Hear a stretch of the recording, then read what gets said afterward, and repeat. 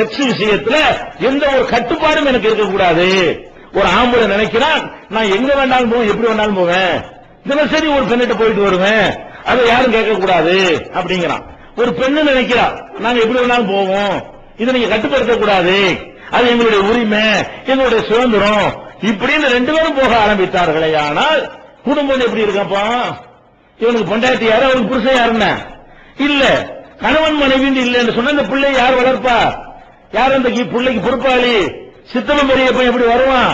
அப்ப சமூகத்தில் என்ன வேண்டாலும் செய்யலாம், எந்த விதமான கட்டுப்பாடு இல்லாமல் வாழலாம் என்ற ஒரு சித்தாந்தமும் இன்றைக்கு என்ன இருக்குது உலகத்துல வந்திருக்கு. அது விளைக்கப்படுகிறது. இப்ப நவீன யுகத்துல அது தேவையில்லை. நீதிபதிகளே பெரிய பெரிய அறிஞர்கள் என்ன செய்யறாங்க, அது தேவையில்லை, எப்படினாலும் ஒப்பந்தம் போட்டு வாழ்ந்து கொள்ளலாம், 3 மாசத்துக்கு இருந்து வாழ்ந்து பாக்குறது, டெஸ்ட் பண்ணுவோம், நல்லா இருந்தா கொஞ்ச நாளைக்கு இருப்போம், இல்லன்னா விட்டு போயிருவோம் என்கிற மாதிரி எல்லாம் பொறுப்பை சுமக்காமல், கல்யாணம் சொன்னா பொறுப்பை சுமக்கிறோம்.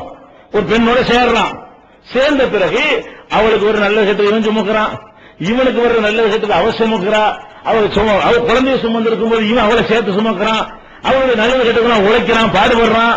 இந்த மாதிரியான ஒரு அழகான ஒரு தியாகம், ரெண்டு பேரும் ஒருத்தர் தியாகம் பண்றாங்களே, இந்த அழகான ஒரு செட்டப்பை நாசமாக்குறது எது? கண்டதே காட்சி கொண்டதே கோலம், கட்டுப்பாடு இல்லாத சுதந்திரம். எப்படி வேண்டாம், ஆண் பெண் விஷயத்துல எந்த சட்டம் இருக்கக்கூடாது. இதை ஒரு நடிகை எல்லாம் பேசி பெரிய பிரச்சனையாகி வழக்கெல்லாம் போட்டு கடைசியில் சுப்ரீம் கோர்ட்ல என்ன பண்ணிவிட்டா, அதெல்லாம் பெரிய தப்பு இல்லைன்ட்டான். எப்படினாலும் இல்ல, எந்த சட்டத்தை தடுக்கிற சட்டம் இல்லை நம்ம நாட்டில். எந்த சட்டத்தை வச்சு தடுக்கிறது? யார் வேணாலும் எப்படி விருப்ப சுதந்திரம் தானே, ரெண்டு பேரும் விரும்பி என்ன செஞ்சா நீங்க எப்படி கேட்பீங்கிறான். அதாவது ஒரு ஆணும் ஒரு பெண்ணும் விரும்பி அவர்கள் தவறாக ஈடுபட்டார்களே, ஆனால் எந்த செக்ஷன்ல அவங்களை கைது செய்வது, எந்த செக்ஷன்ல அவங்களுக்கு நடவடிக்கை எடுக்கிறது சுப்ரீம் கோர்ட் நீதிபதியை கேட்கிறார். அப்ப நம்ம நாட்டில் என்ன இருக்குது, இதுக்கு எந்த ஒரு தடையும் கிடையாது, அந்த சுதந்திரம் கொடுக்கப்பட்டு இருக்கிறது. இதை மக்கள் தெளிவா இருக்கிறாங்க. சட்டத்தை விட, சட்டத்தை காப்பாற்றுறவங்களை விட மக்கள் தெளிவா இருக்கிறாங்க. இந்த முசீபத் எல்லாருக்கும் பிடிக்கல, 1-2 பேருக்கு தான் பிடிச்சிருக்கிறது. ஆனா சட்டம் என்ன சொல்லுது, எல்லாம் எப்படி இருந்தாலும் போகிறாங்க. சட்டம் ஆணுக்கு எந்த விதமான கட்டுப்பாடு விதிக்க மாட்டோம் சொல்லுது, பெண்ணுக்கு எந்த விதமான கட்டுப்பாடு விதிக்க மாட்டோம். விருப்பம் தான் அங்க முக்கியம், நிர்பந்தம் தான் படுத்தக்கூடாது, பலாத்காரம் தான் பண்ணக்கூடாது. தவிர ஒரு ஆணை எந்த பொம்பளை வேணாலும் கூட்டிட்டு போய் அந்த பொம்பளை மனப்பூர்வமா ஒத்துக்கொண்டாலே ஆனால் அது தப்பு இல்ல. நம்ம நாட்டில் உள்ள சட்டம் சொல்லுகிறது. உலக நாடுகள்ல பல நாடுகள்ல இதுதான் சட்டம். மக்கள் அனைவரும் அந்த சட்டத்தை ஏற்றுக்கிற, அந்த சட்டத்தை கடைப்பிடிக்க தயாரா இல்லை, வேணாங்கிறது இருக்கிறாங்க. ஒட்டுமொத்த மக்களுடைய விருப்பத்திற்கு எதிராக கேடுகட்ட கொஞ்சம் பேருக்காக வேண்டி இந்த வாசலை திறந்து வைத்திருக்கிறார்கள். இப்படி ஒரு நிலைமை எல்லாருக்கும் ஏற்பட்ட என்னவாகும், குடும்பம்னு ஒண்ணு இருக்காது. இதுல அதிகமான பாதிப்பு யாருக்கு ஏற்படும், பெண்களுக்கு ஏற்படும். இந்த மாதிரி கொஞ்ச நேரம் சந்தோஷத்துக்காக வேண்டி போய்விட்டு ஒரு குழந்தை குட்டியை உண்டாகி அதை சுமந்து அதுக்கப்புறம் என்ன ஒண்ணும் செய்ய முடியாது. அவங்களுக்கு எந்த ஒரு நாதியும் இருக்காது, பாதுகாப்பும் இருக்காது. அவங்க தங்கள் கையை கொண்டுதான் வாழ வேண்டிய நிலை ஏற்படும். பெண்களுடைய பலவீனத்தை கருத்துல கொண்டுதான் முக்கியமா இந்த குடும்ப அமைப்பு உருவாக்கப்பட்டிருக்கிறது. இது மாதிரி போக ஆரம்பித்தால் பெண்களும் இதை விரும்பி ஆதரிக்கும் நிலைக்கு வந்து விடுவார்களே. ஆனால் இப்ப தெரியாது, உடம்புல முறுக்கு இருக்கும் பொழுது இதனுடைய கேடு தெரியாது. ஒரு நேரம் வரும், ஒரு நரம்பு பிடிச்ச எல்லாம் இழுப்பான், முதுமை அடைவோம், எல்லாம் வெத்த ஓட்டம்லாம் சோர்ந்து போயிடும். அந்த நேரத்தில் அதனுடைய விளைவுகளை சுமக்க முடியாமல் பாரதூரமான கஷ்டத்துக்கு ஆளாக வேண்டிய நிலைமை ஏற்படும். அது போக இதுல ஏற்படுற இன்னொரு விஷயம் என்ன, இப்ப நவீன காலத்துல எய்ட்ஸ்ங்கிற ஒரு நோய் சொல்றான். HIV ஒரு வைரஸ் உடம்புல தாக்கிடுச்சுன்னு சொன்னா அது ஒரு பாரதூரமான விளைவை ஏற்படுத்தி 2 வருஷத்திலேயோ 3 வருஷத்திலேயோ ஒரு 10 வருஷத்திலேயோ எய்ட்ஸ்ங்கிற நோயை உண்டாக்கணும். இந்த HIV ஒரு கிருமி உடலுக்குள்ள புகுந்து விட்டது என்று சொன்னால் அதனால என்ன ஏற்படுதா, உடனே ஏற்படாது. HIV கிருமி உடம்புக்குள்ள புகுந்து விட்டால் அது உடம்புடைய சக்தியை பொறுத்து, அவருடைய திரகாத்திரத்தை பொறுத்து அதிகபட்சம் 10 வருஷம் தாக்கு பிடிக்கும். 10வது வருஷத்துல அது வேலையை காட்டும், 5வது வருஷத்துல வேலையை காட்டும். என்ன வேலையை காட்டும், உடம்புல இருக்கக்கூடிய நோயை எதிர்க்கக்கூடிய அந்த சக்திகளை பூரா அழிச்சுவிடும். நம்ம உடம்புல நோய் எதிர்ப்பு சக்தி எல்லாம் கொடுத்திருக்கிறோம். எந்த நோய் வந்தாலும் எதிர்த்து ஃபைட் பண்ணி ஜலதோஷம் பிடிக்குது. நீங்க மாத்திரை சாப்பிடாம இருங்க, ஜலதோஷம் குணமாவதா இல்லையா, ஆகிடுது. அது பழமொழியும் சொல்லுவாங்க, மருந்து சாப்பிட்டா 1 வாரம், மருந்து சாப்பிடா 7 நாள், ரெண்டு ஒண்ணுதான். ஜலதோஷம் மருந்து சாப்பிட்டா ஒரு வாரத்தில் குணமாகும், மருந்து சாப்பிடணும் 7 நாள்ல குணமாகும் பாங்க. அப்படின்னா என்ன அர்த்தம்? அது வேஸ்ட். நீங்க மெடிசனே எடுக்காம இருந்தா கூட என்ன செய்யும்? ஜலதோஷம் போயிடுது. ஜலதோஷம் அது ஒரு வைரஸ்னாலதான் வருது. இருந்தாலும் உடம்பு எதிர்த்து போராடு. அந்த ஜலதோஷ கிருமி எதிர்த்து போராடி ஒரு வாரத்தில் அரிசி வந்துருது. ஜலதோஷம் காணும். காய்ச்சல் வருது. மருந்தே சாப்பிடாட்டாலும் காய்ச்சல் போயிருதா இல்லையா? அந்த வேதனையை குறைக்கிறதுக்காக வேண்டி சில மெடிசன் உதவுவதை தவிர மெடிசன் சாப்பிடாட்டா கூட நினைக்கிறேன் அந்த உடம்புக்கு அந்த ஒரு சக்தி கடவுள் கொடுத்திருக்கிறார், இறைவன் கொடுத்திருக்கிறான். அப்ப அந்த மாதிரி எதிர்க்கிற சக்தி இருக்கிறதுனாலதான் நம்ம எந்த ஒரு பிரச்சனை வந்தாலும் அதை பேஸ் பண்ணி பழைய நிலைக்கு திரும்பிடுறோம். பழைய நிலைக்கு எந்த நேரத்தில் இருந்த மாதிரி நீங்க வந்துடுறோம், போன வருஷம் இருந்த மாதிரி இந்த ஒரு திரும்பிடுறோம். ஆனால் இந்த HIV என்ன பண்ணுதுங்கிறான்? நோயை எதிர்க்கிறதுக்கு உள்ள மனித உடல்ல இருக்கக்கூடிய சக்தி இருக்குதுல, அதை அழித்து விடுகிறது. ஜலதோஷம் பிடிச்சுன்னு வைங்களேன், பிடிச்சதுதான் என்ன, அது போகாதீங்க. அதை எதிர்க்கிற கிருமி உங்களுக்கு இருக்காது.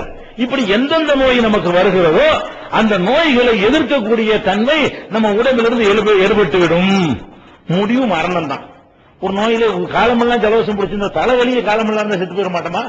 ஒரு நோயின்னா வரணும் போகணும், அப்படி இருந்தா தானே வேடிக்கை காட்டணும் வாழ முடியும். தொடர்ச்சியா இருக்குன்னு வைங்க, பெரிய பாரதூரமான விளைவு ஏற்பட்டு போயிடும். அந்த மாதிரி எல்லாம் ஏற்படாம காப்பாற்றுறதுக்கு உடம்புல நோய் எதிர்ப்பு சக்தி வேணும். அதை இந்த HIV கிருமி நெஞ்சறேன் அழிச்சு கடைசியில நோயில எய்ட்ஸ்ங்கிற லெவலுக்கு கொண்டாந்து விட்டால் பாரதூரமான விளைவாயிரும் அப்படின்னு சொல்றான். இந்த எய்ட்ஸ் எதனால ஏற்படுது? எய்ட்ஸ் எதனால ஏற்படுதுன்னு சொன்னா 2 காரணம் தான் முக்கியமா. மெயினா ஏற்படும் தொத்துறது பல மாதிரி தொத்தும், ஏற்படுறதுங்கிறது தொத்துறது வேற. இப்போ ஒரு ஆளுக்கு எய்ட்ஸ் வந்துருச்சுன்னு வைங்களேன், அவர்கிட்ட ரத்தத்தை எடுத்து இன்னொரு ஆளுக்கு செலுத்தினா கூட அவர்கிட்ட இவருக்கு வந்துடும். ஆனால் எதனால உருவாகுதுங்கிறத முதல் கண்டுபிடிக்கணும். உருவான பிறகு ஒருத்தர் இன்னொருத்தருக்கு தொத்துவதற்கு சின்ன சின்ன காரணங்களால தொத்தும், அது ரெண்டாவது வச்சுக்கிடுவோம். எதனால இது உருவாகுது அப்படின்னு சொன்னா, அந்த தகாத ஒரு பெண் அதிகமான பேரிட்ட உறவு கொள்றதுனால ஏற்படுங்கிறான். முதல்ல முக்கியமா உருவாகிறது ஒரு பெண் அதிகமான ஆண்களோடு உறவு வைக்கும் பொழுது அவர்களுடைய உடலில் இருக்கக்கூடிய அந்த பிறப்பில் இருக்கக்கூடிய அந்த திரவங்கள் மூலமாக அது மிக்ஸ் ஆகி போய் என்னவாகிறது, அங்க இருந்தா தொத்துகிறது. சீக்கிரமா பெண்களுக்கு தான் தொத்துங்கிறான். எய்ட்ஸ் நோய் தொத்தக்கூடிய வாய்ப்பு யாருக்கு அதிகம் இருக்குது? பெண்களுக்கு அதிகமாக இருக்கிறது. அப்ப பெண்கள் இந்த உடலுறவு சுதந்திரம்ங்கிறது அதிகமாக எடுத்துக்கொள்ள நேரத்தில் என்ன ஆகுதுன்னு கேட்டா, அதிகமான பேர் ஒரு பெண்ணோட தொடர்பு வைக்கும் பொழுது அதிகமான பேருடைய விந்துகள் அங்க கலந்து அதுல ஒரு கேடு ஏற்படுத்தும் பொழுது பெண்ணுக்கு எய்ட்ஸ் வருகிறது. அந்த ஒரு அவரோட போய் ஒருத்தன் சேர்ந்தால் அவனுக்கு வருகிறது. எய்ட்ஸ் வருவது தூக்கம் எங்க இருக்கிறது? முதலாவது தூக்கம் அதிகமான ஆண்களோட தொடர்பு வைக்கக்கூடிய பெண்களுக்கு தான் அது எய்ட்ஸ் வருகிறது. அதான் முக்கியமான ஒரு விஷயம். ஒரு டாக்டர்கள் அந்த விளம்பரம் பண்ணுவாங்க. எப்படி ஒருவனுக்கு ஒரு தீ எய்ட்ஸ் தவிர்க்கிறதுக்கு என்ன செய்வாங்க, ஒரு விளம்பரம் பண்ணுவாங்க. அது தப்பான விளம்பரம். விளம்பரமே தப்பு. ஒருத்திக்கு ஒருவன் தான் விளம்பரம் பண்ணணும். ஒருவனுக்கு ஒருத்திக்கு சம்பந்தமே கிடையாது. அரபு நாட்டில் ஒவ்வொருத்தர் 4 கொண்டாடி வச்சிருக்கிறான். என்ன இல்ல எய்ட்ஸ் வரல. அரபு நாட்டில் எய்ட்ஸ் வருதா? எல்லாரும் 4 கொண்டாடி வச்சிருந்தா இருக்கிறான். ஒருத்தர் 4 மணி வச்சிருந்தா எய்ட்ஸ் வராது. ஒருத்திக்கு 4% தான் வந்துடும். அந்த வித்தியாசம் வழங்க மாட்டாங்க. எய்ட்ஸ் எங்க உற்பத்தி ஆகுறது? பெண்கள் அவங்க ஒரு பாத்திரமா இருக்கிற காரணத்தினால அவங்க பல ஆண்களோடு அவங்க சேரக்கூடிய நேரத்தில் தான் அங்கதான் உற்பத்தி ஆகிறது. அப்படி உற்பத்தி ஆகுமையானால் அவர்களிடம் தொத்திக் கொள்ளும் கண்டுபிடிச்சிருக்கான். அப்ப இந்த கட்டுப்பாடற்ற ஒரு ஒழுக்கமற்ற இந்த சுதந்திரத்தை நம்ம கொடுத்தோமையானால் அதனுடைய விளைவு என்ன? எய்ட்ஸ் நோய் பரவிவிடும்.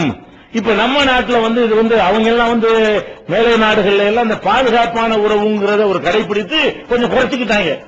அதாவது பாதுகாப்பான நேரத்தம் இந்த ஆணுரை மாதிரியான பொருள்களை பயன்படுத்தி கொண்டு ஒரு தப்பான உறவு கொண்டு எய்ட்ஸ் வராமல் கொஞ்சம் குறைத்திருக்கிறார்கள்.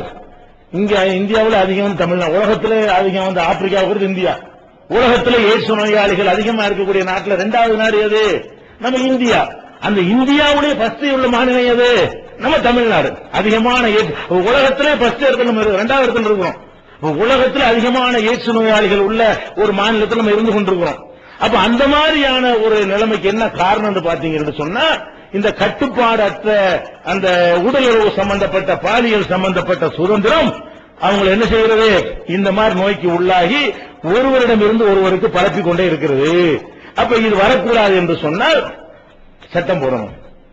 இதனால் நம்ம கேடு. அவன் என்னோட கலைஞ்சு போறான்னு விட்டுட்டு இருக்க முடியாது. அவனுக்கு எய்ட்ஸ் வந்து விட்டது என்று சொன்னால் அவன்கிட்ட நமக்கு பரவலுக்கு 1000 வழிகள் இருக்கிறது. சின்ன சின்ன காரணத்தினால பரவிடும். அதுக்கான தொட்டாவெல்லாம் பரவாது, அவனை பார்த்தவெல்லாம் பரவாது, ஒரு இடத்துல சாப்பிட்டவெல்லாம் பரவாது. ஆனாலும் அவருக்கு போட்ட ஊசியை நமக்கு போட்டாருன்னு வைங்க டாக்டர்.